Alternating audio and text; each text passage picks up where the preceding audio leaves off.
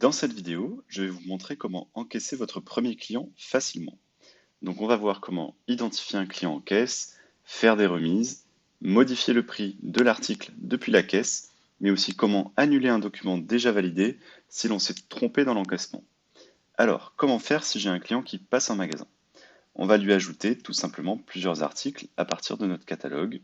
De cette façon, des articles que l'on peut afficher différemment. On peut facilement modifier le prix de l'article directement de cette façon, ou bien faire une remise, par exemple, en euros, en indiquant le libellé, ou en pourcentage. À noter que les deux types de remises sont complètement cumulables. Si on ne souhaite plus un article, il suffit de le supprimer tout simplement en cliquant sur la corbeille rouge. Si vous avez un article qui a été créé sans prix, alors je précise que le logiciel vous le signalera et un pop-up s'affichera pour vous éviter d'offrir un article sans l'avoir voulu. Si le client n'est pas encore décidé, on peut très bien mettre en attente son ticket de cette façon et réaliser l'encaissement d'un autre client. Donc imaginons qu'entre-temps, un client fidèle passe en magasin, on peut alors l'identifier directement depuis l'écran de caisse. Hop, on va le chercher dans notre fichier client, on va ajouter les articles qui l'intéressent et ensuite on va réaliser le paiement.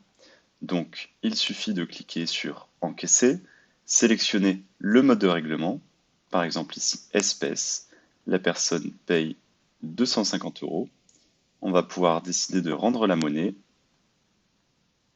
le montant à rendre s'affiche. Puis ensuite, on peut imprimer son ticket, ne pas l'imprimer ou bien lui envoyer par email. Il faut savoir que Mybe intègre nativement différents modèles d'email, donc vous allez pouvoir retrouver autant de modèles que vous le souhaitez, vous pouvez aussi les personnaliser. On remarque que l'adresse mail du client est déjà renseignée, autrement on peut directement lui indiquer et on clique ensuite sur envoyer.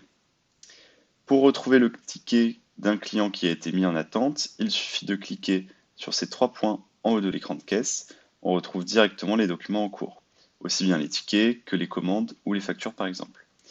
Pour finaliser l'encaissement, il suffit de le reprendre, puis ensuite de l'encaisser. On peut par exemple régler directement par carte bleue. Ce ticket, il est entièrement personnalisable en fonction de vos envies. Vous pouvez modifier votre logo, les messages en haut du ticket, les messages en bas du ticket et également le lien de redirection du QR code. Si à présent vous avez fait une erreur de manipulation, vous pouvez tout simplement annuler un document en un clic. Donc retrouvez ici vos pièces commerciales. Vous allez pouvoir choisir la liste des documents validés, sélectionner le ticket qui pose problème, puis cliquez tout simplement sur annuler.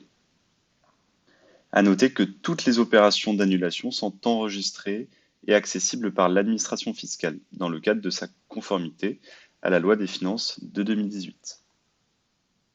Le ticket est ensuite annulé. Retrouvez plus d'éléments sur les opérations courantes de caisse sur la partie aide en ligne de notre site internet ou bien en envoyant une demande tout simplement sur help@mybesolution.com.